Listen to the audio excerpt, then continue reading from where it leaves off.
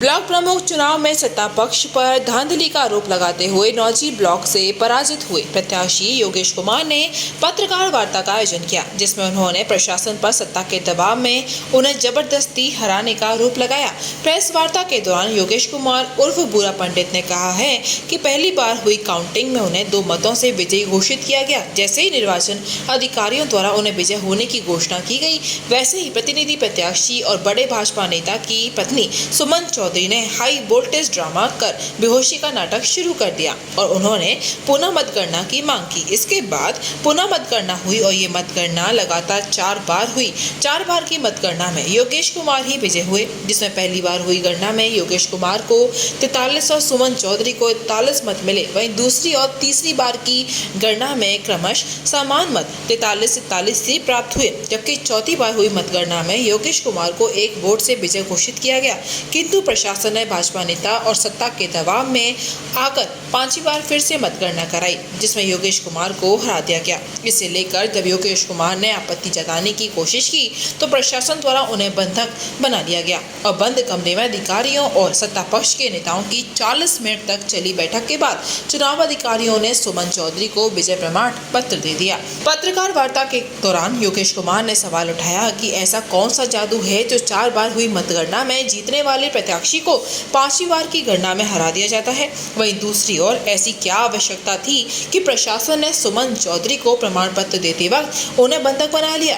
क्या प्रशासन के बड़े बड़े आला अधिकारी 52 वोटों को 1 या 2 बार में ठीक से काउंट नहीं कर सकते? वार्ता के दौरान योगेश कुमार ने कहा कि गणना के दौरान ऐसा प्रतीत हो रहा था जैसे प्रशासन ने ये ठान कर बैठा है कि जब तक सुमन चौधरी जीत नहीं जाती तब तक बार बार काउंटिंग कराई जाती रहेगी। प्रशासन अंततः अपनी मंशा में कामयाब हुआ और षड्यंत्र के तहत उन्हें हरा दिया गया। उन्होंने कहा कि वे न्याय चाहते हैं और वे इस न्याय की लड़ाई को जब तक लड़ेंगे जब तक उन्हें न्याय नहीं मिलेगा। इस दौरान पत्रकार वार्ता में जिला पंचायत सदस्य हरि सरपंच पप्पू प्रधान राम नगला, प्रवीण पाठक मथुरा, बिहारी शर्मा, ललित प्रमुख जलेरिया, हुकुम शर्मा बाजरा, मुकेश भारद्वाज नौझील, अनुप प्रमुख खाजपुर, सीताराम प्रधान, शमी चौधरी पारसोली, संतोष पारसोली, भरतलाल चतुर्वेदी, ब्रजेश प्रधान बागरा आदि लोग मौजूद रहे। मेरा नाम योगेश शर्मा है। मैं ब्लॉक प्रमुखी का चुनाव लड़ा था और ब्लॉक प्रमुखी के चुनाव में मुझे 4 बार मेरी रिकाउंटिंग कराई गई। रिकाउंटिंग कराने के बाद 5वीं बार मुझे चुनाव हरा दिया गया। मेरे सामने जो प्रत्याशी थी वो भाजपा के बड़े नेता की पत्नी थी।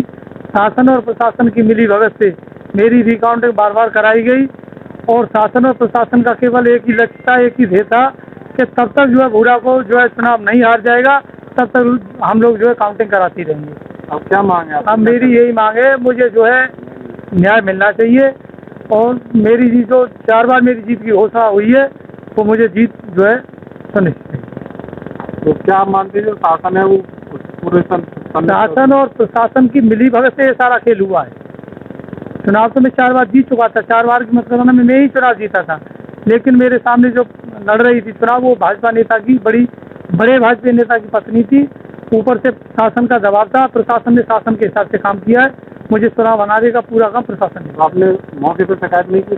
मैंने सारी शिकायतें की। मुझे बंधक बना लिया गया, मुझे वहाँ ब्लॉक में बैठा दिया गया और उसे प्रमाण पत्र दे दिया गया। सुनने वाला ही नहीं, मेरी वहाँ कोई सुनने वाला ही नहीं था।